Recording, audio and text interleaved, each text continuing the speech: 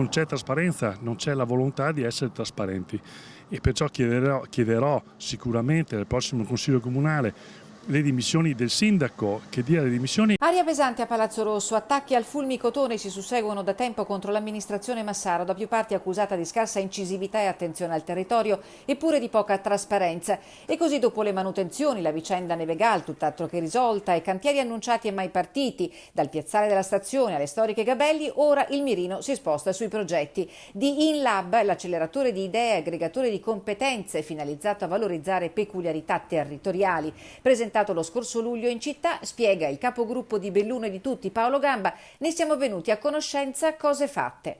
Noi non l'abbiamo mai ricevuto da parte del Comune, perciò abbiamo dovuto andare in cerca nelle altre associazioni di categoria che ci hanno dato il progetto. Un progetto meritevole di sostegno e di attenzione, precisa Gamba, che però punta il dito sul modus operandi della Giunta, in particolar modo sull'individuazione dei soggetti cosiddetti percettori, cioè delle società destinatarie di contributo. Tra questi vi sono la Fondazione Teatri, di cui è presidente Renzo Poloni, che è in contemporanea consigliere della Fondazione Cari Verona, che sostiene economicamente il progetto, e la cooperativa Società Nuova, il cui direttore è Marco Ciociano Bottaretto, capogruppo della lista del sindaco Massaro in movimento.